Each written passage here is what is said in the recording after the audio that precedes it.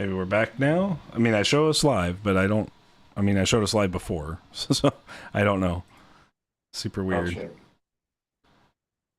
Yeah, we're live again. We are live again. Okay, well, Weird. Okay. Um. hopefully we get some. Hopefully everybody comes back. Yeah, I'm sure we will. But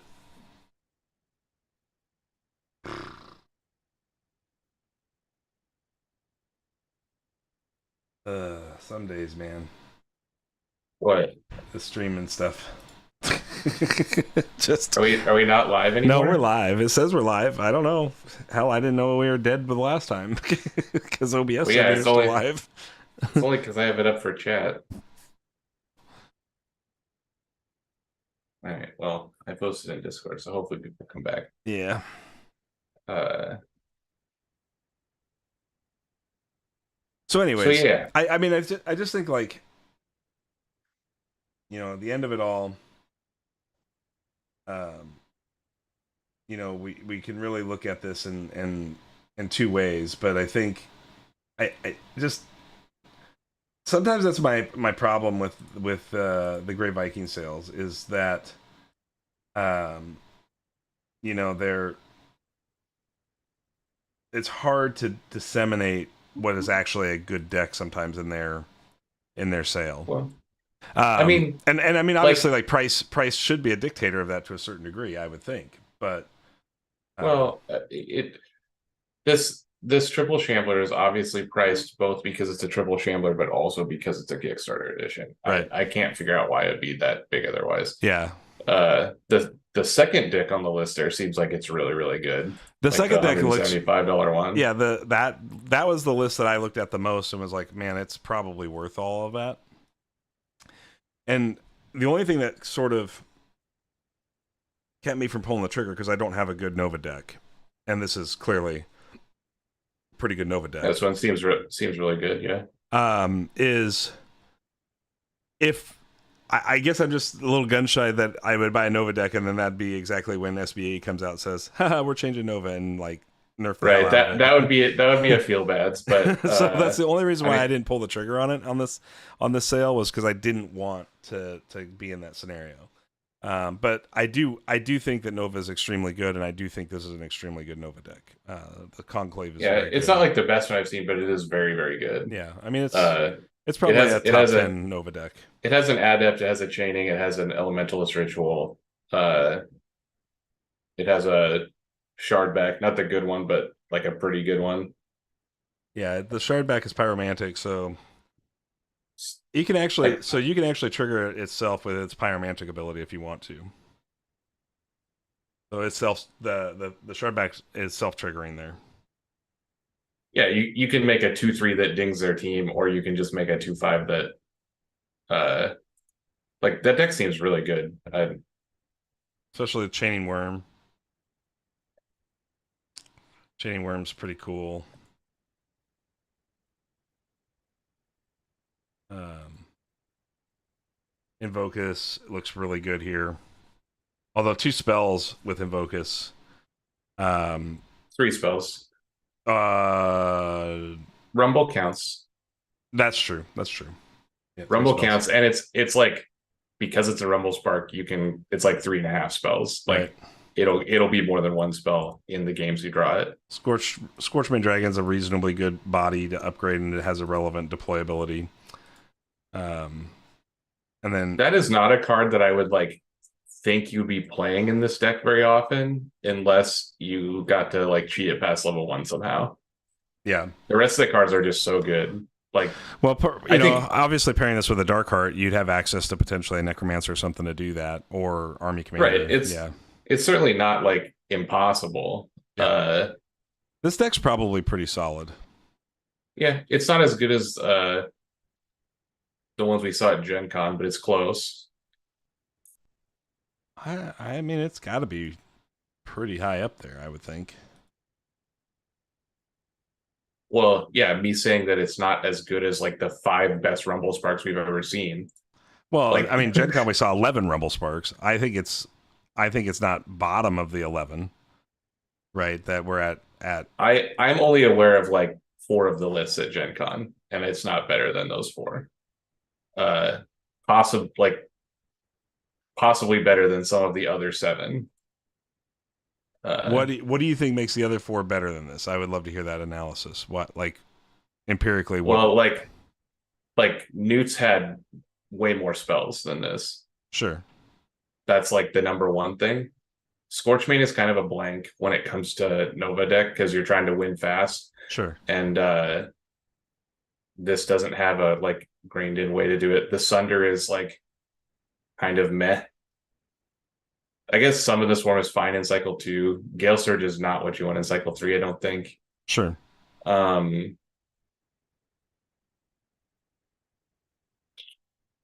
it's fine. I I don't think just you'd be think playing that it. I don't think you'd be playing the Sunder. You'd be looking for your Cersei half. yeah, sure. I mean, obviously like I'm just you asked what makes this worse than the ones that we saw, and I'm just Newt like says naming things about it that Newt's in chat with us here. He said it looks similar to mine, but it has a ritual which makes it worth. That stops, but it says not that price though. My red half had 2 spells, I think, excluding Nova. maybe it was the purple half that had a million spells. So I think the purple half would make or break this deck, I mean, but I think this red half looks really solid. yeah, I mean, it's really really good. Yeah. It's not as good as the one that Jurch owns. Sure. Uh, that one is like absolutely bonkers. It has the Elementalist ritual as well, Yeah. and like burn spells and stuff. Yeah. I do think it's I mean, interesting. this I mean, it is really good. Yeah. I, He said I ran a 6-ball Nova, but with Cerazol and Nova helped that. So right. okay. So you didn't run the Dark Heart, or did you have a Betrayer Dark Heart in that Nova? What he had a dark heart in his Cerazol. I ran. Oh, I'm sorry. I was reading that as Nova Forgeborn. I was like, what? What is happening here? But it's Nova Elementalist. Jeez. I apparently need some more caffeine, y'all. Sorry. Yeah, Mendungu, I'm kind of on that as well. Like it doesn't have the removal that the ones we saw in Gen Con do, which maybe you can make up for in the purple half. Well, see, I think you can make up for it a little bit with that Shardback, right? Like that Shardback is a removal spell. It's a 2 damage spell At level 1, but it goes a bit above and beyond that after level 1. It goes 2, 3, 5. Like pyromantic is a good adjective. It's one of the I think it's one of the best red adjectives actually, but it's not. It's like half a removal spell at every level. It doesn't like saying it deals 5 at level 3 just means your level 3 like might kill a level 1 card, but that's not like a full removal spell at level 3. Sure. And yeah, and Mendungu said playing into the current meta, you really need a way to kill Dark Heart Sorcerer, and this deck cannot do that. Yeah, that's true. I mean, it can like very slowly and not efficiently, but well, I mean it kind of depends, right? So like the Invocus can if you play a spell, and if that spell is elementalist ritual, then right. So like not very efficiently, right? That's sure. Like I said, sure. it can, but you need like specific double plays. The only thing it's really hurting, and that's not how you're going to beat it. The only thing it's really hurting on though is outside of the Rumbleheart, the only other elemental is Chaining Worm. So, but yeah, Shardback and Elementalist Ritual seems really good as a 2-card play if you have that in your hand. Obviously, we know that Nova Elementalist. I think Invocus 1 is really good.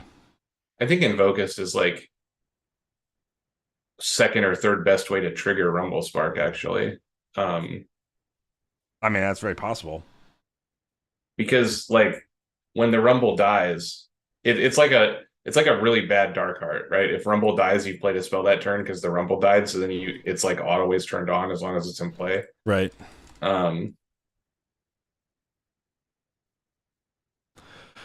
Yeah, I mean, I don't know. It's hard to evaluate what this deck should be really worth, right? Like, but I think this I have no grasp on like dollar value for decks because it's varied so wildly since we started covering the game, and it still is. sure, There's no real secondary market. Like this is the closest thing, is what we're looking at right here. But there's no competition, right? They just set their prices and nobody else does their sales like this. Like obviously Trey has sales, but the the Trey sales are set in stone, start at 50 and go down, right? That's just how every right. deck works. So, and I'm not saying like I I don't want it to sound like I'm down on Tess at all because I have dealt with Tess several times in the sales and I have had a great experience every time. And I've gotten many decks that I enjoy for a reasonable price, at least what I felt was reasonable price. Um, I just think in general, we don't have a real secondary market, so it's very difficult to just say like this is what um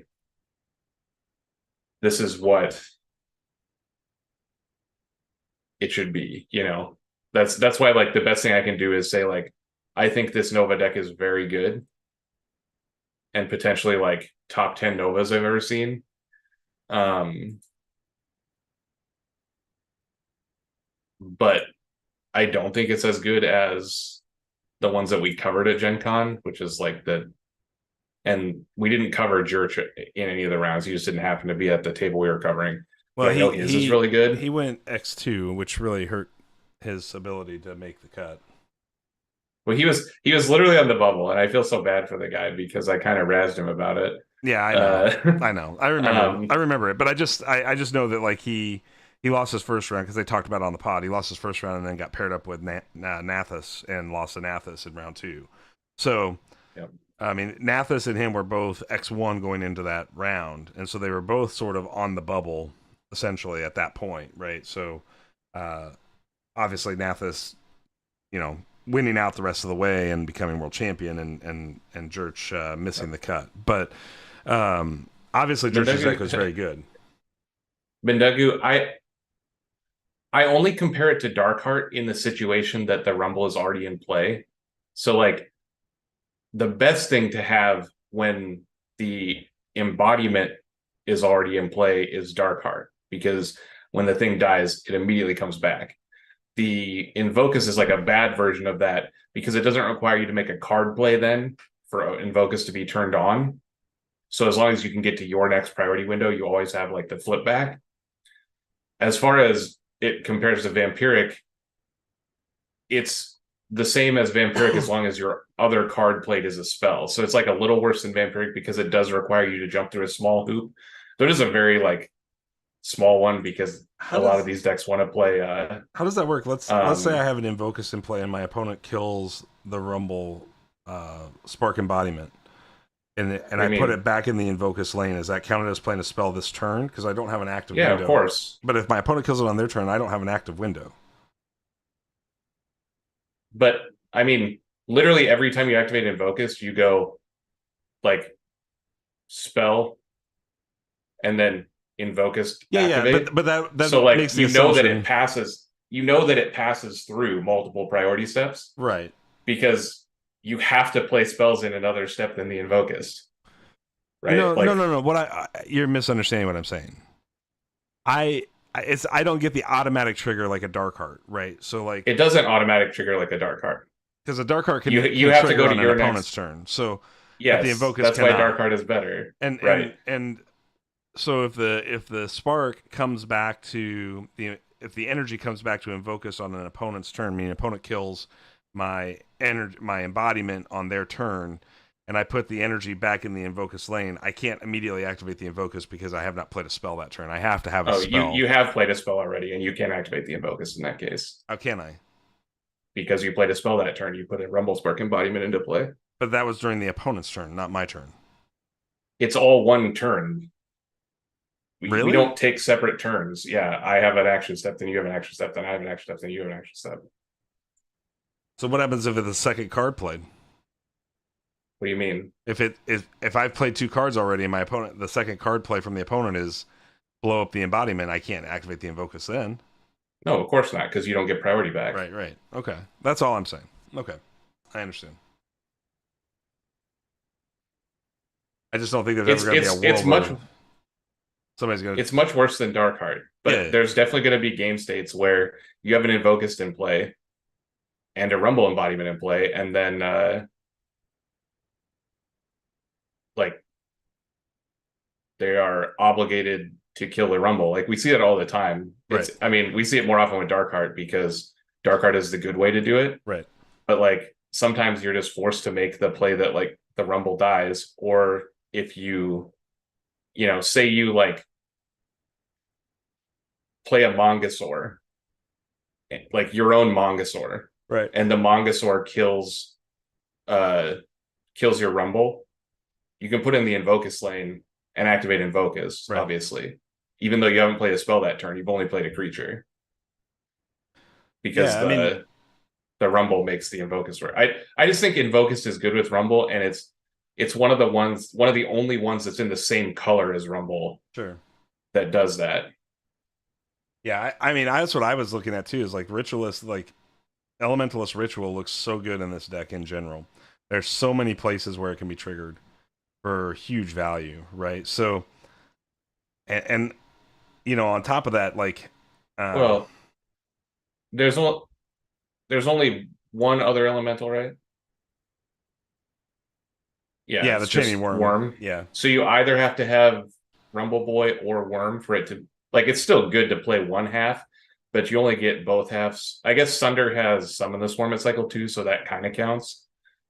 Um, Making spell sprites, right, but uh, so the Elemental Ritual obviously is good in one mode. Like just it's like barely like in the realm of good if you only get one half. Uh, if you get two halves, then it's insane. yeah. Newt saying Um, I would choose the Sunder simply because of the sprites at 2. Yeah, I mean, it again. I think that's what it would really have to boil down to. But uh, yeah, I mean, to me, like, I don't disagree. I think that this deck might be potentially overpriced, but I mean, isn't the deck that Jurch bought the one that went on eBay for 350? Yes, Yeah, I think so. And I think that was overpriced, but I think that is also like if we're using the literal things, I think churches might come close to being twice as good as this. wow, that's a bold statement.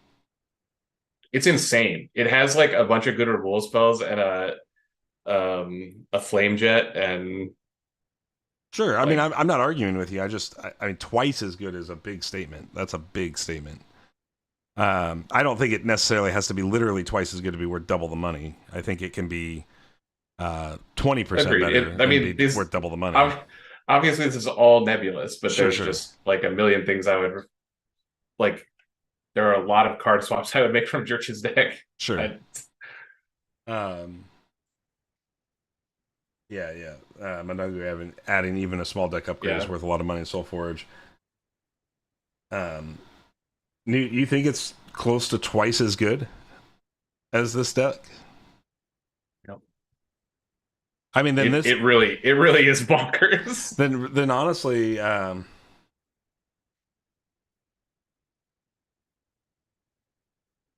yeah, but his green half wasn't very expensive, right? He sort of stole that green half. I mean, I not stole it literally, but like, I mean, my understanding was it wasn't getting a lot of attention, and he was able to pick it up for a relatively decent price. At least that's what it sounded like from the He conversation from last week. When we interviewed him, he said that he picked it up for a price he was very happy with. Yeah, yeah. So So, I um mean, I think if you want to evaluate decks and determine pricing on market pricing, right? Obviously, markets are only worth whatever somebody pays. Nobody on this sale was willing to buy Depth's Tiny Detail here, but I just think it's interesting, right? Because when you look at it, you kind of go, okay, what are some of the triggers that would make you go, this is worth $175? Obviously, there's quite a bit here that I think could make it worth $175. Yeah, that's what I thought Madungu is like, kind of $50 to $100, which seems pretty reasonable for a competitive list. To be really honest, like to get competitive, I think like good non-competitive lists selling for $25-$30. Like fun non-competitive lists, $25-$30 are pretty reasonable. Your kind of entry-level tier competitive lists need to be in that $50 to $100 range, and then like Insanity kind of goes after that, right? So I don't know if I agree with that. I think the like $30 range is kind of where the actual competitive ones start. he said $65. I think that's a really good get for that for his green half. Sorry, not the Yeah. purple half. The I think a lot of the competitive lists like start down there in that $30 range. Like Yeah. if what we're talking about here is like literally the, like when we're talking about decks, they're like within the top 10 of the archetype that have been opened. Like that's a different story. But yeah, see, when WC paid 30 or less for his, like that's the I bought the one expensive blue half that I wish I didn't buy now because blue is so bad. That other than that, I've just bought like $20 ones, $15 ones, and they're close. Yeah. They're not great, but they're close. And what we're talking about here, to Menendu's point, like a 1 card upgrade in a slot is a huge upgrade. Right. So like just small upgrades are going to have a much higher price. Yep. Well, let's move on from this. I did get a couple of decks, Neil, off of this based on our Gen Con return home conversation that I want to have some fun with. So I did get myself a Regia's Upgrading Hackers. This is a Steel Rosetta list with Optimize Inspire and Nanotech Disruptor, which, the Nanotech's not a big deal, but it does have Synthetas in it. So the Nanotech, if we get to Cycle 4, is kind of cool. Madungu traded for his RSE list. But what I did get out of this is a Prepared Engineer, Neil. And then I got a Scipion Experimentation in this list. So those were the two things I was really looking for, was essentially a double prepared. I do have a Betrayer Everflame Phoenix, which is kind of cute, but I'm not sure it really matters. It's like a fine card. Yep. And then there was some other stuff that kind of came in here that is pretty decent. The Tacticians is okay. Researcher is fine, especially with Synthetas kind of lingering around. And then, we have any deck that has a Synthetas is sweet. That card's very cool. Yeah. There's the repurposed assassin, so with Synthetas making a bunch of minions, like the assassin looks pretty good to kind of give you some upgrade density, and then just a big bodied stout scavenger. So energy surge, which is cool for additional upgrade stuff if you want to do that. Obviously the level 3 version gives you a free card play, but then we just know Synthetas is kind of a fun card. You still haven't found a triple on tap yet. No. That's like the dream, right? Like, yeah, I mean, I don't think that exists anywhere.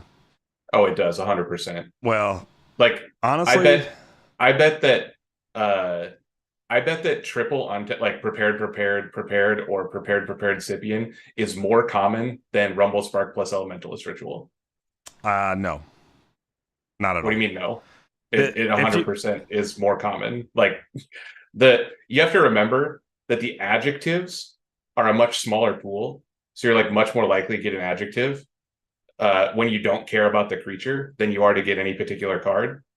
So what I've been looking through and seeing in most of the prepared situations is this exact thing. There's like, of the decks found in the wild that could have prepared from Battle for White Fang Pass, the ones that are registered so far.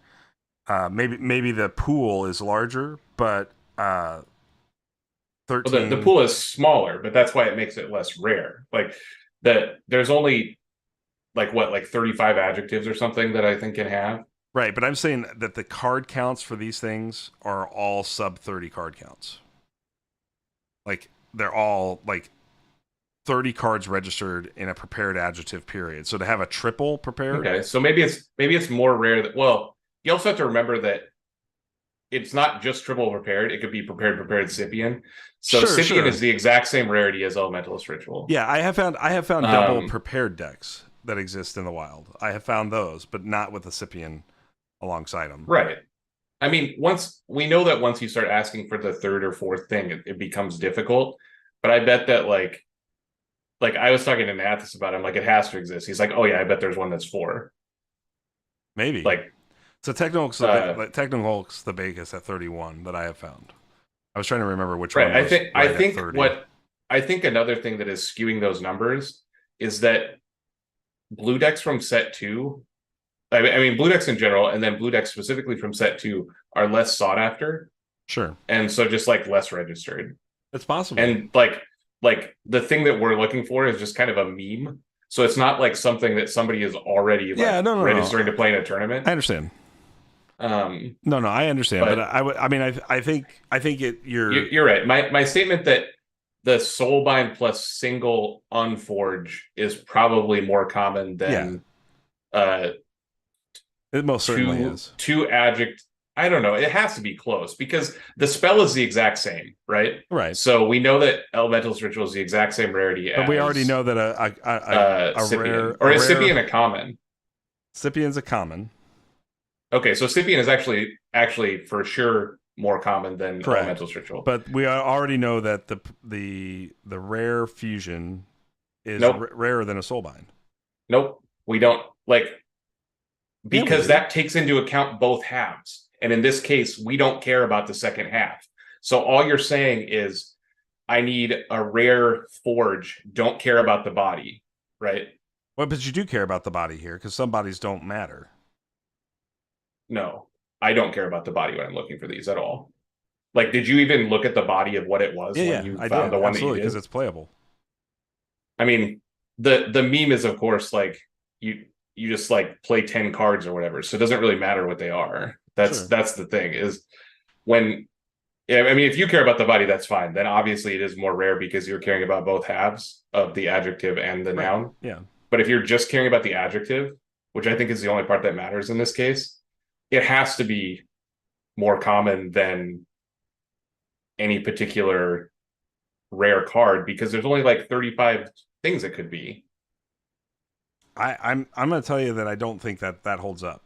I would be very curious to get the real numbers from Stoneblade on that because I think that rare fusions, I know that rare fusions on common bodies are a 1.5% occurrence.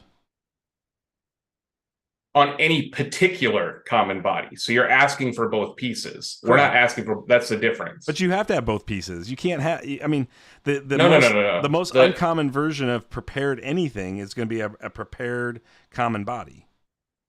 Right, but we don't even care about a specific common. It could be any of the commons. That's why it like. Sure.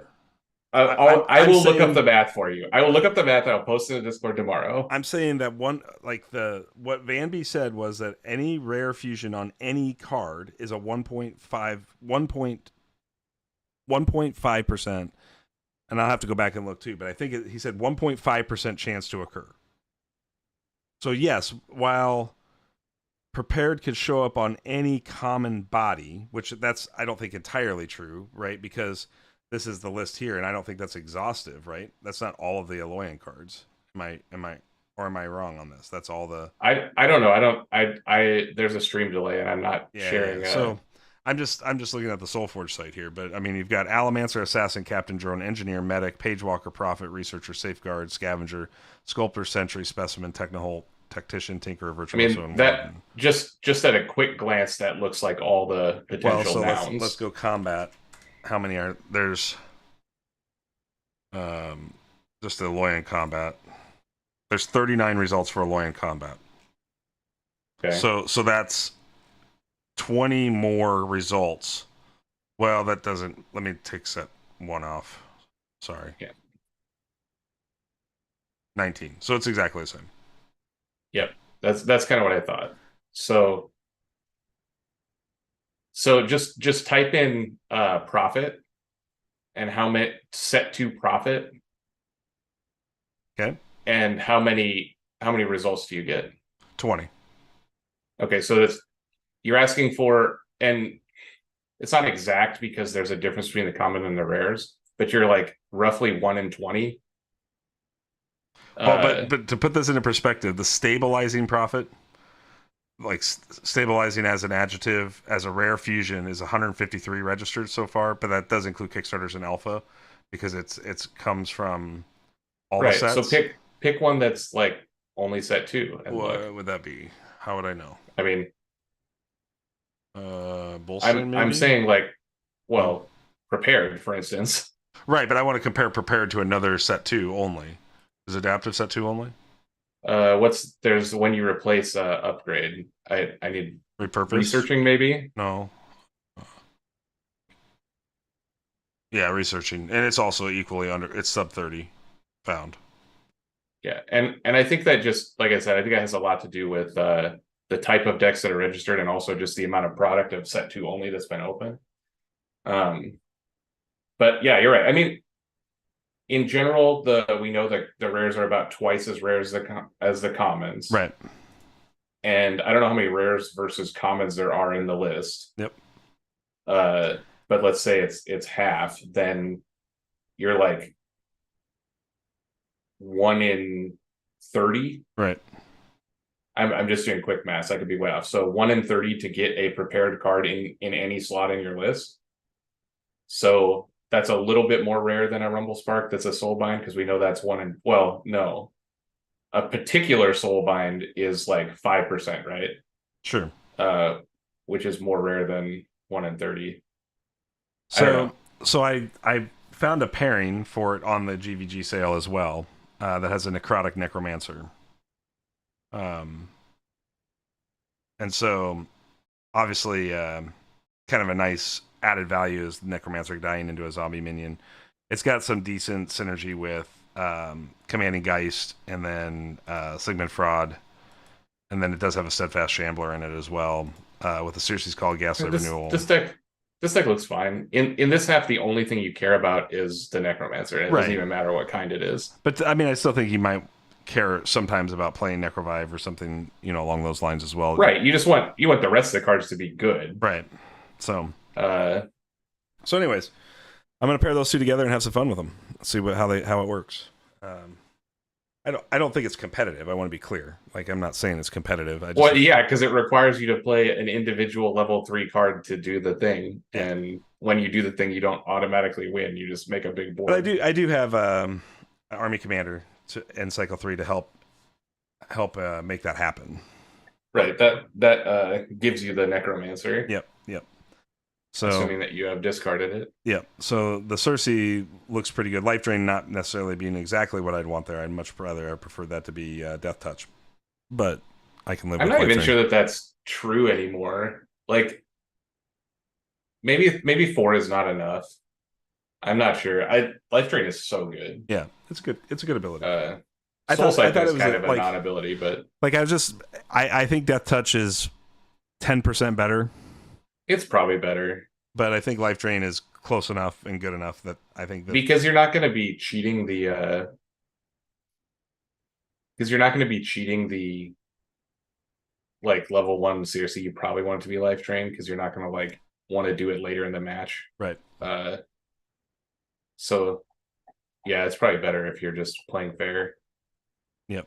So anyways, yeah. I mean I thought this sounded like a fun thing to try to put together. And when I was looking through my Necromancer lists, none of them were really all that exciting. So I thought if I could find an upgraded Necromancer list. Yeah, and this deck is just like generically like pretty good. So yep. You can find a pair for it that's not Mimi also. Yep. Yeah, that's kind of what I thought too. So anyway, so that was the only thing I picked up on GVG this weekend.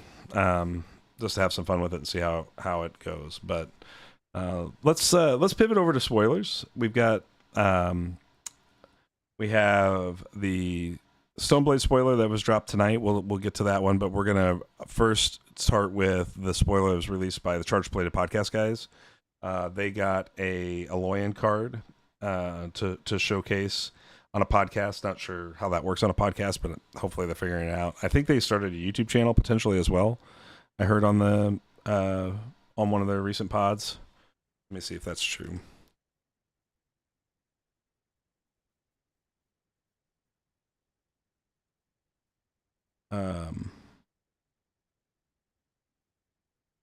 Well, YouTube's not finding it yet, if that's the case. But I hadn't heard that, but I mean, he I said don't know George said anything. something about it on one of the recent episodes that he was like, and the YouTube channel, and I was like, whoa, I was not expecting that, but I'm not seeing it right now, so don't quote me on that. Maybe I just made that up in my head. But Where is the spoiler thing in the Discord? What section is it under? for Stoneblade, Yeah. it's under um, it's like underneath like online leagues.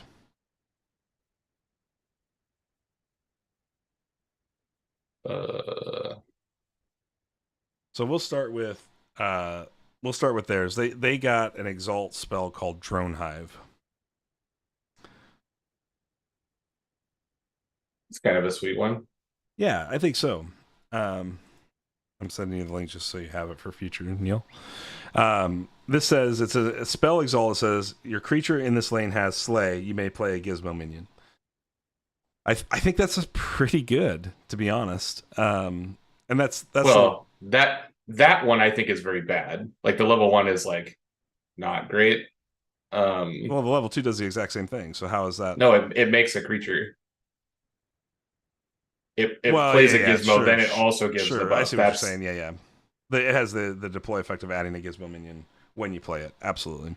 And then this creature has slay. You may play a gizmo minion. So, and then and the so the first level is like there's gonna be a lot of times where you're gonna be very close to this just be like a spell that makes a single gizmo. yeah, Um, but you just get blown out if they like fix the combat. But you know, if this is like your second card for the turn or whatever, yeah, and you're off Forge, you're gonna get your Slay right. and get a gizmo. The level twos, level 2 and 3, I think are like just pretty good because it's like a gizmo plus. Right. Yep. I don't think this is a card that is going to have a huge impact on like the value of any particular blue deck, but it's going to be like a filler card that you're okay having, Yeah, like it not falls into upset that. about. It falls into that like what we call the fourth, fifth, sixth plus card slots, where like you just got to have other cards. And if your other cards are drone hive, you're not going to be upset about it. I don't think. I hope this is my sixth. I don't think that if it's the fourth or fifth card in my deck that's best is I don't think my deck is very good. But Sure, it's very possible. uh I mean, we don't know all the support tools yet for this either, so it's hard to know like if something else is coming along that really pushes Alloy and Exalt power up. Right, it's possible that there's some synergy somewhere with this, and you know if there is, then like obviously like you know you might see some value out of it. Like Betrayer Drix would be pretty good here. I don't think Drix can betray though. Maybe he can. Can Drix betray? we know that Drix isn't in the set, We don't know that for sure. then it might not even have to betray. Right, but I it's fine. I mean yeah, Drix there can are a ton betray. of blue decks. There are a ton of blue decks that uh want a random gizmo, so it's Who, probably fine. who's got a Betrayer Drix? I want a Betrayer Drix. Whoever has a Betrayer Drix is not going to want to pair it with a deck that has a Drone Hive in it. I know, but They're gonna reach a little more than that. I understand, but I just want to now do like my version of Digitize with Drix, the Digitize display. I want to do it with Drix now. Yeah. Okay, so obviously, like this is right up Aloyan's alley. It's not anything fancy or special, but you know, I think it's cool to see it, and minion generation from Aloyan is a big part of their identity. So I do think it's cool to see an exalt that supports that. Since we didn't really see that in set 2, right? Set 2 was basically like Guardian's Wall and What are Duplication you Dome. talking Well, about? Synteta. I guess we had Synteta, which was probably the best version of that. And So Mad Lab. wasn't Ma- wasn't Mad Lab Syntetas and Lewinter? LeWinter makes a laboratory. Like Synthetas is a different card. Uh He makes a Nexus core. he makes next yeah. So like Nexus Core is a is an exalt that makes Right. gizmos, Okay. which is essentially, he's essentially that card too. Yeah. Okay. I don't think I have a winner. I might have one. I'm not sure. I don't think I have one. He's a sweet card though. Um, That card is so dope. Billy Bad Names had as a Betrayer Drixie paired with the Centetta's Lab. That was fun. That sounds kind of fun to play, man. For sure. Okay, so the other card that was spoiled on. I think it was on Ben's The channel. the Metamind Warden was on Onk's channel, yeah. Yeah, Ben's channel. You're talking about a card that makes the game no fun. Oh boy. Metamind Warden says activate, give a creature -2 attack when you upgrade a card. Ready this. This card is sweet. That's really good, man. Like that's really good, right? I don't know if it's really good, but it's pretty good. It's very like not conducive to playing a fun game. Like, why do you say that? because it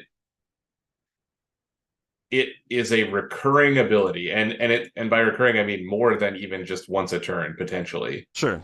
That makes creatures not fight. Like what I want to do with this is put a lead the charge on this thing, and just like why? Because you get to ready it, and you you just get extra value out of the minus attack, and obviously but you don't need to play lead the charge. He has text on him that already readies himself. Essentially, any card that upgrades a card is a lead the charge for this guy. I agree, but I want lead the charge paired alongside whatever the blue stuff's going to do, because we're going to primarily get the upgrade stuff from blue, right? Like where else do we see that? We see that in purple. Purple, right? So, I mean, maybe. Yeah, I mean, this guy is a guy that like by himself, minus the second half of his text, is a 4/4 that gives a creature -2. So you're essentially getting 6/4 or 4/6 stats out of him. Right. I mean, not 6/4. You're essentially getting 4/6 stats out of him. Correct. Which we know is like a fine level 1. And then the ceiling is much higher than that because like Billy, you get to affect other combats. Ossuary Mech, yeah. Ossuary Mech sucks, but it would trigger this guy in a weird way. Yep. You'd have to like sack it on your turn to get the value out of it, because if it dies in combat, it'll like ready this guy at a time you couldn't use him. Right. Army Commander obviously triggering it. Cersei's ability. And then it's unfortunate that a double upgrade doesn't ready it twice. Yeah. Like it would stack the ability twice, but you'd never get to do anything with it in between. Right. Activate creature -3 when you upgrade a card, ready this, and then the level 3 version is -5, and you pick up an 8/9 body, which is pretty good. 8/9 body is pretty good. 6/6 body is also pretty good at cycle 2. Well, it's essentially, again, if you're calculating stats, you should calculate it in a way that you add the ability to I agree. So it's really an 8/14. It's like an 8/14 or a 6/9. Yeah. Because you're in control of when it's not a 6/9. Right. Yeah, I like this card, personally. Yeah, it's sweet. This card's awesome. It's way better than the other blue card we just previewed. It's also better than the card that we previewed. Well, that's not hard, right? Well, I think the card we previewed is better than the Drone Hive, but all right. So let's move on. Let's move on and talk about the card Lucas spoiled tonight on the. Well, do you want to talk about the ones that were on the Stoneblade website? We can come. Well, let's come back from to Monday. Well, okay. Yeah, we could do those. I guess that's fine. They're really simple. Hold on, I gotta pull them up for chat here. Forging the Last Winter, new evolutions. All right. So the first one is Advancing Archivist, then, right? Yeah. This card, I don't think is very good because he's so small. He's just the tiniest little man. So I think it's tough. Obviously, with the Warden, like Archivist and Warden would be very powerful. We didn't have the Warden when the Archivist was spoiled on Monday, but the most common thing would be looking at Advancing Archivist with the Metamind Warden and getting value that way, because you get a double upgrade, and you actually can control the timing on that, because you get a deploy upgrade. You can untap the Warden, Yeah, get Warden activation. the card's not terrible. It's just a very large majority of the time, it's going to be a 3/3 Correct. or a 5/6 or a 7/9, and you're just going to be sad about it Yeah. because he's like a whole level smaller than a card. But I think what is good here is the upgrading. I mean, we saw a critical mass of upgrading with Necromancer from Nathis's World Championship deck being a way to improve the late game value of your deck. And we just saw Nathis turn corners and have a whole bunch of gas in the third cycle because of this. So I think upgrading is a solid power. The difference is his upgrade sources were Necromancer, which is a win condition in cycle 3, which this is not. Sure. And also Drone, which is just like Corrupt Drone specifically. It's a very rare and powerful card in its own right. And this is not either of those things. But I mean, I don't know. This is a card that I would literally never play at level 1. So like the board state would have to be really weird. And Ankh adding that Archivist is a forge creature, which is important here, so those abilities can appear independently. So, so advancing is the advancing part the top half of the card or the bottom half of the card? Do we know that for sure? I think I don't know what order they're in. That's the part I never understand about the forge is like, is there a specific order to them? It would be my inkling that the Archivist half, the noun half, is the when something replaces this, right? Because it's a small creature and that like incentivizes you to replace it. It could be. So I mean, obviously, I'm very interested in what our theory is, whether or not advancing is the deploy ability or the replace ability. Obviously, advancing would be very powerful as a deploy ability. When a creature replaces this text is actually very interesting if you apply other forges to it. Sure. Like if it was just, I mean, like a mystical one as the base, like the simplest version, you could just like make a wisp that replaces itself and trigger it immediately. And that's like not a great play, but Nate's saying he thinks the advancing is the second part of the ability. So that would be the replace ability is advancing. Yeah, and the Archivist is the top. Yeah, so if it's a forge, that makes this way more interesting because obviously like the deploy upgraded card in your hand is just fine to attach to any random guy that you're already happy with. Right. Which could be itself and attached to any random noun or adjective you would want. Right. But when a thing replaces this is interesting if it goes on something that makes a like advancing inventor, like makes a gizmo. Right. Something like that. Some card that gives you an additional value and then you can throw away like a tinker. Mm-hmm. Or I don't know. That's cool that it's a forge for sure. Is this the first forge adjective we've seen? I think it is. I think everything up to this point has been a non-forged creature or spell.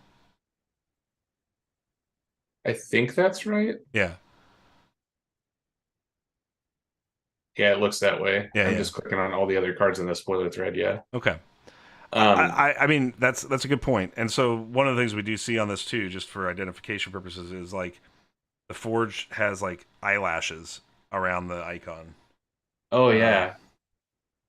So I have to like get real close to my computer to see it. Yeah, it's not exactly easy to tell, but there is an eyelash like ring around the rarity. Let's move on from the Archivist. There's not much we can really talk about until this is a card that clearly like has play depending on what the other cards provide. Right. It's much more interesting as a forge. Did you look at the Cultivating Guardian? We're getting ready to right now. So Cultivating Guardian, this is a non-forged. Fletch had some fun in our chat channel on our Shuffle Bus Discord spoiler section, and showed the art before they released this article last week. And I knew he was giving us a hint as to the next spoiler. So we dubbed this one affectionately Oak Pappy because he kind of looks like Pappy from Trolls. I am happy to say that I don't know what that is. Yeah, you're lucky, man. But if you have kids, you know what this is. Okay. No doubt about it. So Cultivating Guardian, level 1, 3, 5 stats, is a plant mage, which, I mean, obviously mage being a very powerful synergy. I don't know how much plant love we really have right now, but maybe some. The deploy ability is upgrade a creature in your hand, then discard it. And then upgrade at level 2, it's a 7/8 that does the same effect. And then at level 3 is upgrade a creature in your hand. The first time you upgrade a creature, each turn you may play it for free. That's pretty sweet. This card's dope. This card's just awesome. Yeah. It's too bad that Krogius is probably not in set 3. This is like Krogius's dad. Do we know that for sure? No, we don't know that for sure, but I would guess that it's not. So the Betrayer Krogiuses are going to be happy here. People that have Betrayer Krogiuses are going to be really excited about pairing that with the Cultivating Guardian. Right, like this feels like a card that like is very good on its own, but when talking about Krogius specifically, it's like the deck is about Krogius and this is just like a card you're happy to have with it. Yeah. But in general, this card is just very good. Like, yeah. At level 3, it's a free 7/10. Right.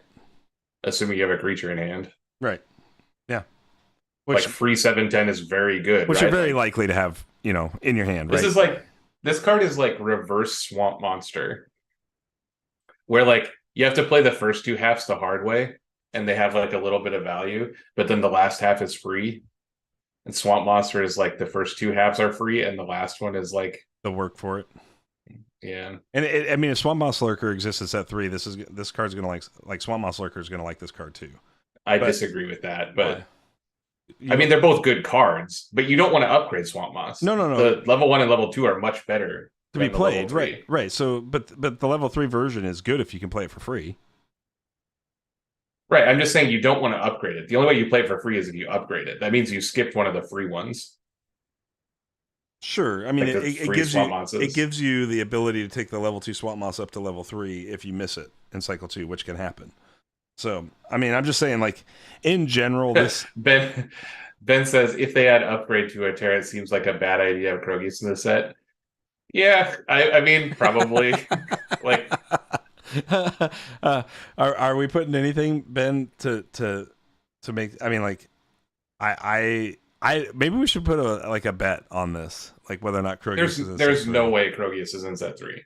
Like, well, I mean, I don't know. I mean, are you gonna take the Krogius is in set 3 side of this bet? Because that seems like a poor bet. Like maybe I too like to live dangerously, Neil. Yeah, right. Like 7. I'll stay. Like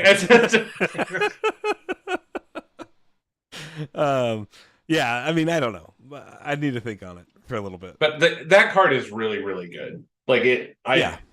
And it's also very cool. That's the thing that I think is the best thing about it is like it's a good card in essentially every deck.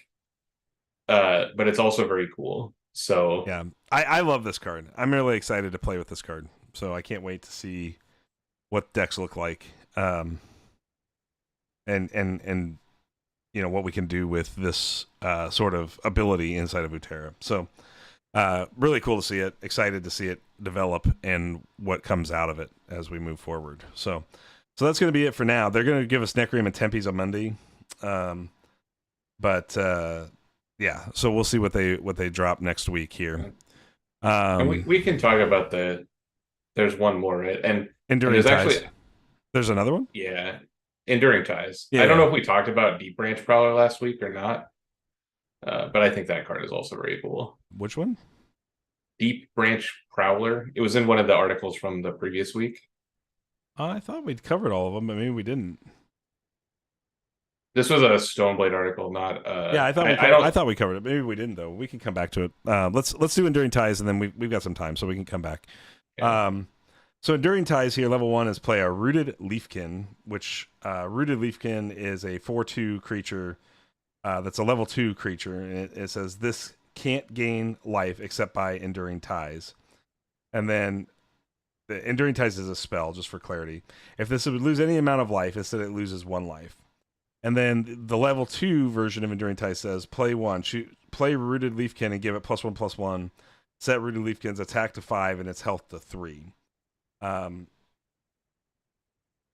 And then the cycle 3 version of this is choose one, play Ingrained Leafkin, transform Rooted Leafkin. So if your Rooted Leafkin has died and you play the cycle 3 Enduring Ties, you're guaranteed to get the Ingrained Leafkin. And obviously, leaving Both versions of it make the 8/4. Is that correct? both versions of it making the 8/4.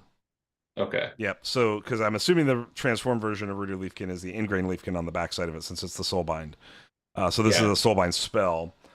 We've seen a couple of those already up to this point, but the cycle 2 ability, or the cycle 2 card Enduring Ties, is interesting, because it always gives you a 5/3 at cycle 2, which is right.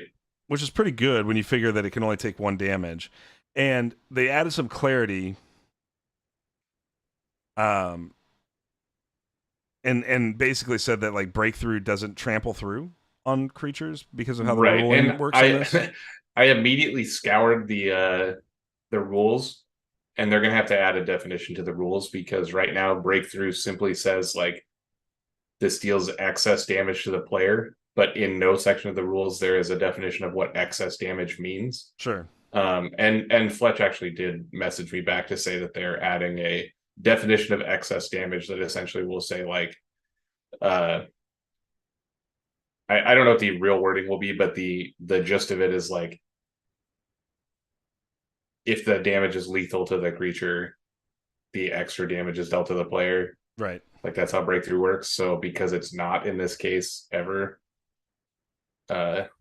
right. So even if it has 1 life left, you still can't trample over it. Right. I mean, this is really strong, right? Like I mean, I think this feels like, really strong. It blocks a Krogius. They were right. That's all it does. I mean, you're talking about it can't gain life, but it can gain health. Like it can still gain attack, right?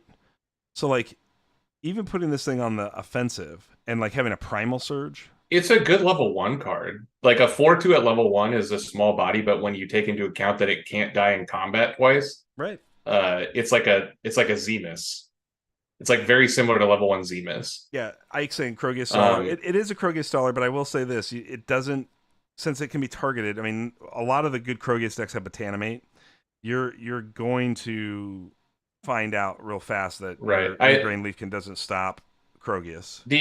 The ability to not die is very powerful. Like not die to damage. The having a guy that's essentially just a blocker is not ideal in a lot of situations, sure. Right? Like, it is a powerful ability on a card, and if it's an 8/4, it's like almost a damage threat to the life total that they like have to like throw some men at, or an actual removal spell. But it's, I mean. But let me ask you a question. I guess, can you read me the text again? Because I don't actually have the picture in front of me. For the Leafkin or what? Either one. Just the part that says its life can't go down by more than 1. If this would lose any amount of life, health, whatever, I don't know what the exact term is. Instead, this loses 1 life. Right. So it actually is also good against like the -X spells. Right. Worded that way. I mean, it's not actually good against them because it still shrinks powerfully. Right. So like it literally just becomes a blocker then. But like I think the level 1 version of this card is very strong. Yep. Like the 4/2 that doesn't die. It's like a 4/2 Zemus. Mm-hmm. I think that level 2 Krogius is better than the level 2 version of this card. Sure. Like just a 0/15 that game 7 is like roughly the same. And then the last version, I don't really know what to compare it to. I think it's like, again, just like a Zemus. Like it's essentially just green Zemus. Yeah, so Krogius aside, like the Krogius stall or Krogius blocker, whatever you want to call it, aside, moving that conversation and tabling that conversation, this can just be a bully tempo card that eats up a lot of opponents' card tempo as well, right? Because they have to put like it's fine. Well, I mean, because you can, I mean, while you can't necessarily make the life bigger on it, you can make the attack bigger on it. And Well, but see, then it's not a grindy. If you're spending cards into it, it stops being a grindy well, I'm not card. necessarily talking about. I'm talking about just like Utera does this sort of by nature, and what I mean by that is the what is it? Nova's ability gives all your creatures +3/+3. Is that Dominion? Or is that the Yeah. Nova's No, Dominion? Dominion makes things. It's It, Nova's something else. Nova's Wrath. I don't know. yeah, I mean, but Um, it's Ferocious Roar on a stick, right? Like, but Ferocious Roar, some of these cards that like Twin Strength, right? Twin Strength's a perfect example of a card where you may just play it anyways because you're going to get advantage on another card, and it's also pretty good on Leafkin. Like those those are what I'm saying. Like you can turn this into a bully aggressive card too, pretty easily. Like it doesn't have to just be a defensive card, right? Like because any combat, it's gonna force your opponent to put a creature in front of it and absorb some amount of damage from it, or take a certain amount of damage, just to the face. So, right. I mean, you have to remember it only trades twice, right? Like, well, the level 1 version does. That's true, but right, and very very likely, like, because the level two version doesn't actually play it, right? So no, the the level level 2 two version, version plays the Leafkin and makes it a 5/3, always a 5/3 at level 2. oh, okay, I didn't know. I thought the second one was just a buff spell. No, it says play Um, Rooted Leafkin and give it +1/+1, or set Rooted Leafkin's attack and defense to 5/3. okay. I think this I card's think it's really just, I good. think it's a Zemus. I just think it's a Zemus. Sure, but I think it's really good. uh, it's fine, yeah. I I mean, I I think think. Cultivating Guardian is way better, but if we're just like looking at spoilers, but the I mean, I like Cultivated Guardian too. I think. I mean, honestly, they both have a place, right? Like, I mean, are you going to be upset if you have an Enduring Ties and a Cultivating Guardian in the same deck? they don't really have synergy with each other, Then but it doesn't need probably to be not. have synergy. Uh, That's not talking about the the synergy. Yeah, I just as a card that is in the two-faced slot, like as a soulbind, that slot tends to be incredibly powerful. And this card, I like maybe they have toned that down in this set, sure, but if they haven't, this does not feel like it's on the level of the very good soulbinds sure. The to one me. the one thing that we know for a fact is it's not an Exalt, right? And we know that some Exalt hate's getting printed, so it is a Soulbind that can play outside of Exalt hate, obviously, but And it's still potentially like we don't know what cards are going to be in the set because like we said, it doesn't die to the -X things. So it right. is like like if Botanimate or uh Dreadbolt are like not in the set for some reason, Well, but its value goes up. but Taname and Dreadbolt need to be leveled up to cycle 2 before it can hit the Leafkin because it's a level 2 creature. So they're Right. they're they're level gated at least in the beginning. Uh, Right. I like I yeah, said, I think the level one version is an incredibly powerful card. It just uh the scaling is like fine but sure, not great. I don't know. It as compared to a random creature, it's very, very good. sure, But the problem is it takes up your soulbind slot. So cards that take up the soulbind, it's like Muthral is like the worst card in the game, right? sure, Not because it's like less powerful than Digitize or whatever is actually bad, but because it blocks your deck from rolling something crazy. And sure. we don't know if that's the case in this set. So maybe this is the best green soulbind, and then it is a good card. But Right, right. uh, So, I'm excited about this card. I think it's it's cool. cool. Yeah. It's a very unique effect, and that makes it cool. Yep. And So depending on the amount of hard removal that's in the set, it could be very good. so Like then we if there's didn't. just no hard removal spells, then it'll be crazy. So we didn't talk about Sacrificing Chamber then, or Deep Branch Prowler. So let's do that now. And so Sacrifice Chamber is Spell Exalt. And then level 1 is your creature in this lane has Slay, deal 3 damage to the enemy player, gain 3 life. When you do the level 2 version, it gives a creature +3, but you have to sack the level 1 chamber, and then steal 5 to gain 5, and then you gain +5 attack in the level 3, and then 7 gain 7. So you get a drain effect here for creature slay ability. Um, This card seems really bad to me.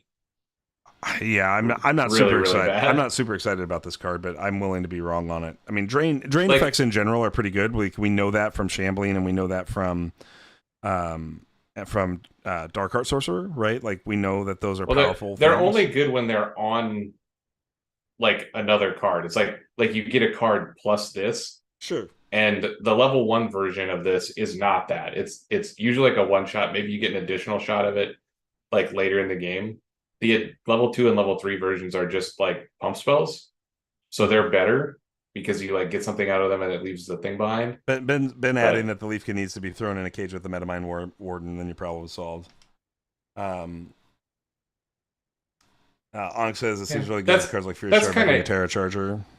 that's kind of interesting. If you're right that it has a little bit more utility than I'm giving it credit for, because it's not just combat that triggers the slay. Right. So if it's something that it has to be a guy that deals damage, I think.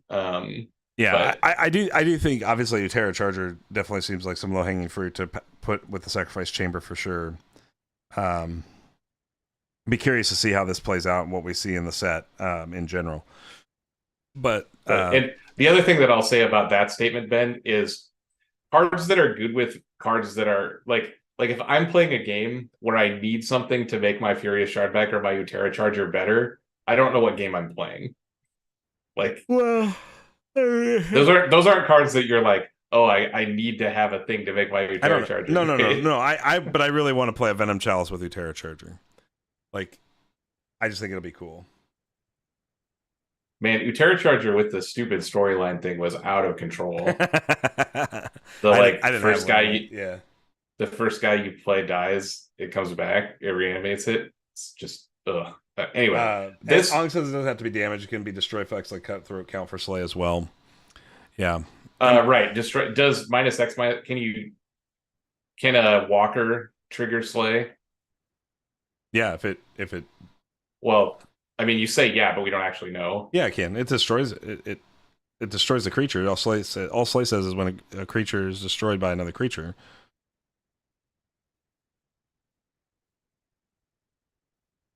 So yeah, I mean I definitely think if Walker I think it reduces probably does, but that it's not actually the same thing as destroy target thing he says or devouring also works. yes, So Walker can. Okay. so I yeah, think that like we're gonna talk about Deep Range Prowler here, and I think of all the spoilers, this is my favorite. that Not means it's because I probably think it's bad. the best, not because it's the best card, but because it's so cool. You just love it. This is like right up there with your Frost Giant, man. Like it's the Yeah, same thing. I like cards that are sweet. Like All right, so Deep Range Prowler 6/1 exalted. At the start of combat, you may have this strike the opposing creature. If you do, this doesn't deal combat damage this turn. And remind me again, exalted. You have to have an exalt in the lane with it.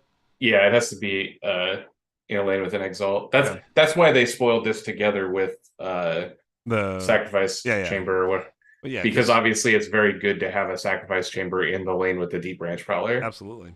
And then the level 2 is an 8/1. Strike opposing creature. If you do, this doesn't deal combat damage. And the level 3 is a 13/1. Same effect. Nothing changes. So Yeah, the card's not actually good because there's so many instances of small damage or small minus life, right. and you just like get 2 for 1 pretty easily. But the idea of this card is very sweet. Yeah. Like This suffers from the same thing as like Orient Battle Droid, right? Where like you get the big armor, but the big armor doesn't matter because your life is so well, this suffers worse than that because like there's a million things that are just like deal 2 damage, right? Or deal 1 damage sure. that wouldn't kill Battle Droid, but they do kill this. Sure. Yeah. But the upside of this is better than the upside of Battle Droid because it if it makes it to combat, it like always is a profitable fight for you Right. because you get to choose whether you want it to fight player or fight Yeah. creature. I'm less excited about this one than I am some of the other ones we've talked about tonight, like Enduring Tugs. Yeah, it's and again, it's not actually good because it has 1 life and there's a million things that pick it off. But the Right. ability is just really cool and it's like very thematic, like this like ambush predator Mhm. that no, kills the guy. Like there's no instances of first strike in this game. That is kind of a common thing in most games. that have creature combat, Right. and this is like the closest thing. Well, I mean, I think I mean, obviously, like, cool. I mean, I'm excited to see more exalted synergy because obviously, the more you have exalts and the more you have creatures with exalted, the more it potentially works together, and you're not jumping through hoops; you're just playing the game.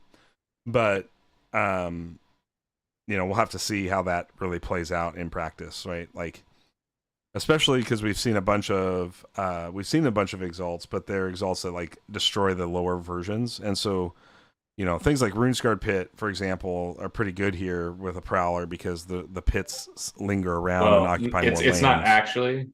Well, I guess if you can manage to trade off the 6/6 and then put the Prowler in the lane, it's okay. Yeah, But the exalts that make creatures are not actually combos with the exalted creatures, because if you have a deep range Prowler, you don't want to play a Runescarred Pit into that lane okay. because it'll replace it. But So, um, you know, I'm excited. I'm excited to see how Exalted plays out in actual practice, right? Because competitively, we talk a lot about like the the less you have to work at a card, the better it is, right? And obviously, Exalted cards are work. usually, yeah. Yeah, so that's why I'm excited to see if like we get to a sort of critical mass where Exalted is just becomes part of the standard play pattern. Like you're just the exalt power is so critical or so meaningful that you can manage that here. And I mean, there are even set two decks that have like five exalts in them, right? Like if if you consistently have exalts to play that are good, then you can assume the exalt creatures are turned on a large portion of the game. Yeah, Uh, and that's what I'm getting at is ultimately like and unless there's like a million exalt killers I that mean we because haven't like seen because yet. this would be really good like this would also be extremely good with Spirit Golem Conclave from set 2, right? Like because it can really go up the curve if you wanted to as an underdrop. So if Spirit Golem Conclave exists, then Onk's adding taunting modifier seems like it'll be really nice to have against exalted creatures. Yeah, I think that's also a possibility as well for just avoiding That's the cool. creature combat If part of it. Part of if it. taunting is in the set, Yeah. But I do think that like set 2 Spirit Golem Conclave is one that I kind of look at and think, oh, that might actually work pretty well with something like this because you get a big attack buff and you know if you can keep this thing alive. Now you can buff this thing, right? Like it's possible to like get its life up, Mystical Tangle Sprout, something like that, to sort of protect it from those lower things. I mean, like any other one life creature, the same thing, but it is definitely more exposed than a shielded low life creature, which we also know has not been very impactful all right. It competitively. sucks that in order to like get your value out of it, it has to survive the combat, because that's the kind of creature you don't want to have one life. Like the cards that have one life that are good are like cards with good deploy effects and stuff that you're getting an additional value out of. This is like a real risky one, but it's just a cool card. I don't think it's actually good because of the one life. But it's actually good enough, I think, just based on its stats, that assuming it doesn't get pinged off, it's going to win every fight at all the levels, as long as you turn it on. And that, I mean, you could have something as simple as uh like the thing that deals 3 and then deals 3 again when you play a mage in the lane, like just something you got a little bit of value at some point in the game and is just sitting there in a lane. And then obviously it's better with things like Sacrifice Chamber uh or Drone Hive, which I assume there's going to be one for every color, since they've showed off two now that are like an exalt that gives a creature in the lane slay. So It'll probably be a red one and a red one and a green one. so Lucas, I mean, I don't know if y'all knew this or not. Um, I didn't know this. Somebody just little birdie turned me on to this here just now. Um, but basically, Lucas has a QR code on his Discord profile. Have you heard this? I did hear it. I didn't know what it was for because I was working on the side when I was watching the Um, stream. So apparently, and let me see if I can get this on the screen for y'all.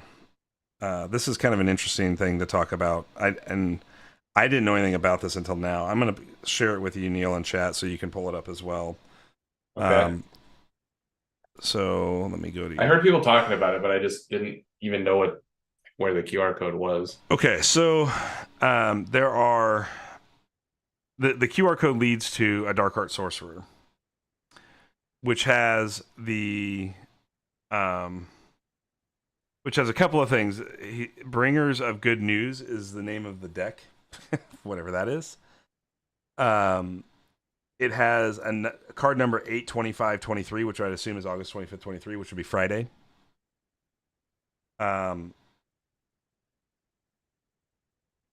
The symbol is different, right?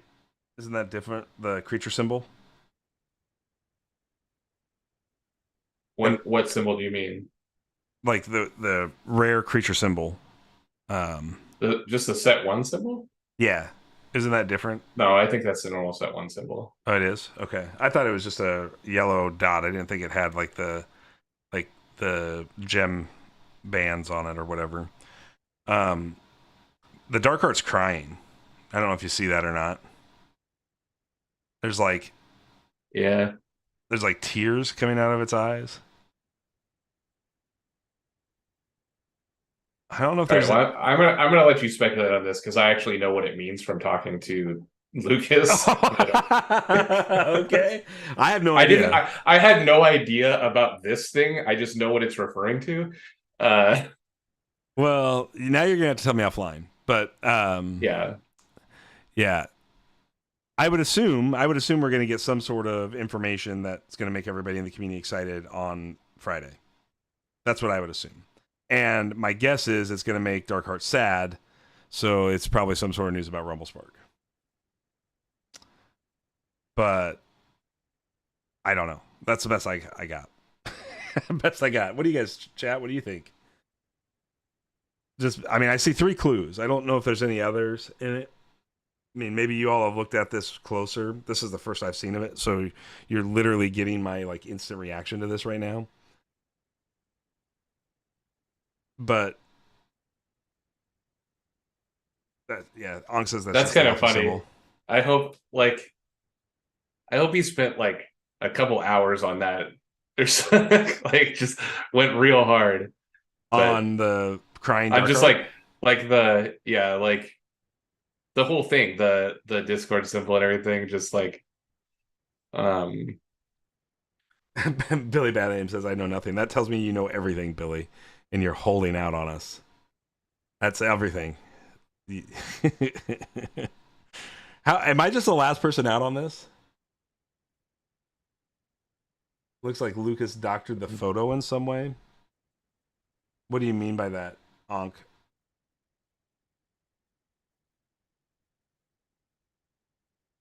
Like the dark art looks normal to me. Maybe I need to pull up a regular dark art. I and like I said, I have not seen this until you just like sent it to me, but I believe that you have pointed out all of the things. Uh Because the rest of the art image looks pretty similar. yeah, I like I said, I think that you found all the things to find. Okay. Oh, you're not kidding. You actually know nothing. Okay.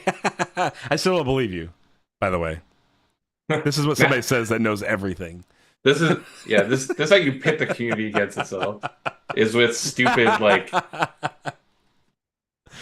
puzzles. Yeah, I like this. This is cool. I had no idea this was going on. Like, you know, I mean, one of the things that's kind of rough about my job is that I just don't have time to like peruse Discord all day long, so I miss a lot of these like little things that happen and miss those conversations because then like there's 200 messages and I just don't have time to go back through 200 messages to figure it out. So, you know, I just like pick up from wherever they're at that time, and so obviously you just miss things in that process. But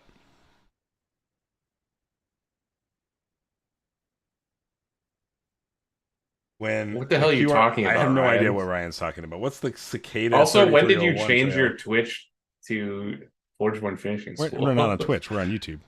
He is the Forgeborn Oh, Finishing never School on never YouTube. mind. Neil is dumb. Don't listen to Neil. Look, we're 6 minutes from the end of the stream. This is the like this. It's gone off a cliff. All right. It's I don't know if it's gone off a cliff. This has been a pretty good show, I think. Thank you very much.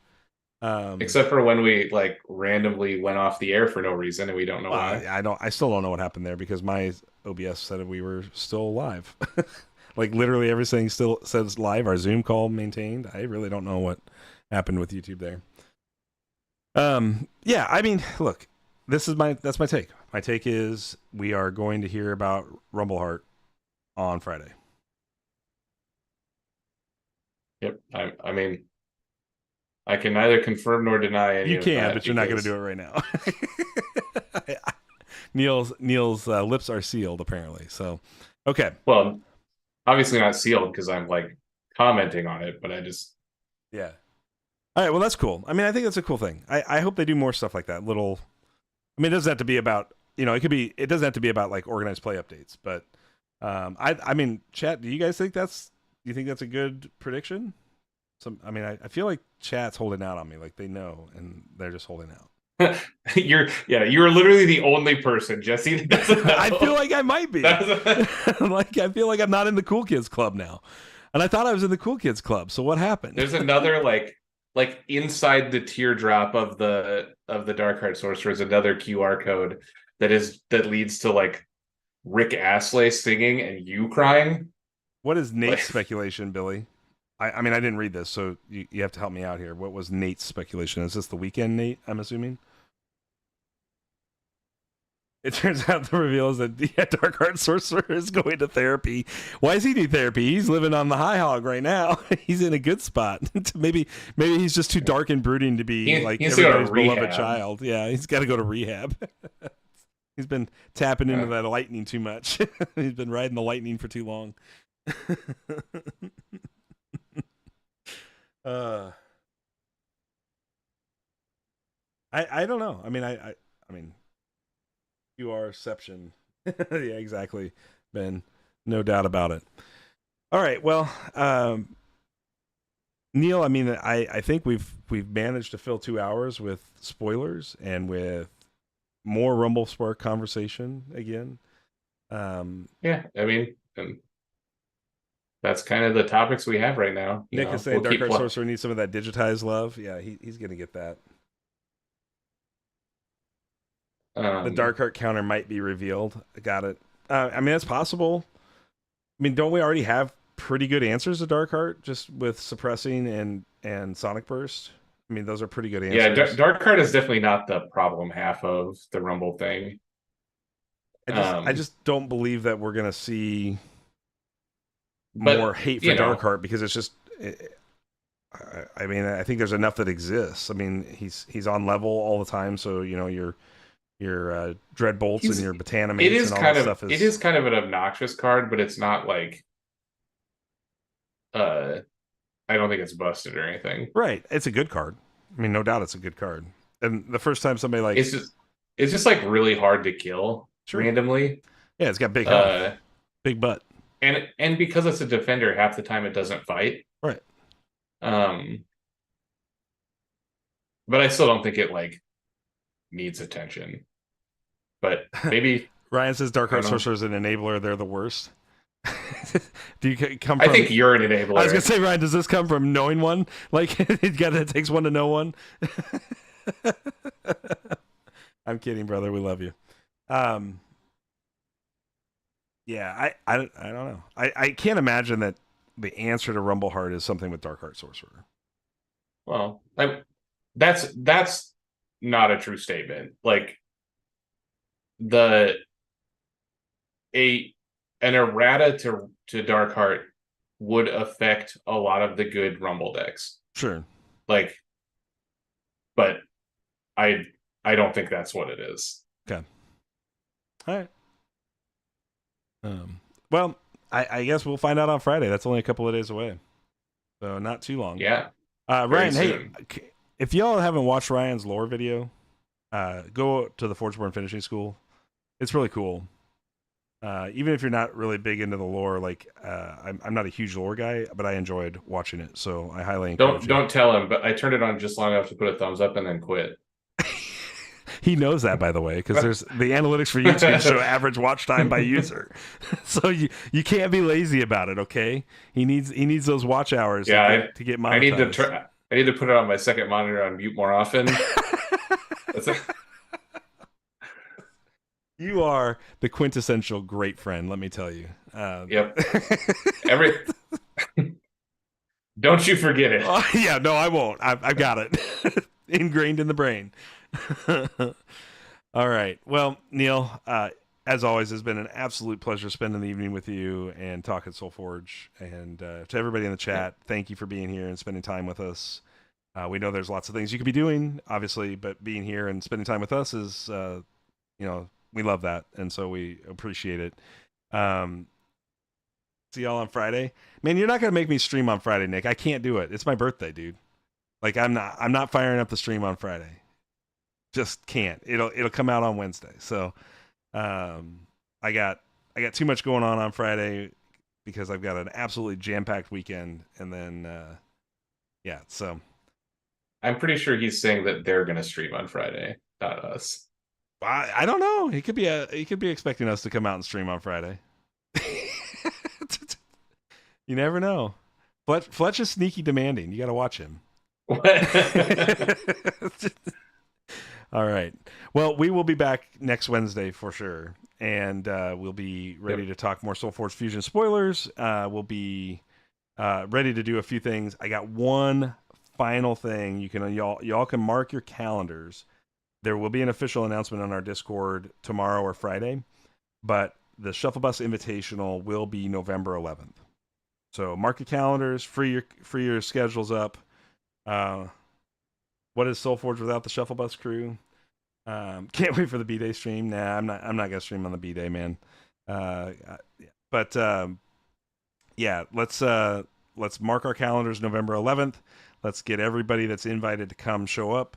We're gonna continue to have some more invites coming, and yeah, let's see if we can get a big invite tournament going on here. And I'm hoping we're working out some stuff on the back end, but I'm hoping to have some really cool prize stuff for the SBI. So stay tuned, more to come on that. But just mark your calendars, November 11th, 2023, Shuffle Bus Invitational, and we'll put the official announcement in Discord in the next couple of days. So, all right, Neil, anything before we sign off? Nope, I think it was a good stream. All right, everybody. Thank you so much. Have a fantastic weekend. Go play some Soulforge. We'll see you next week. Hey, everybody.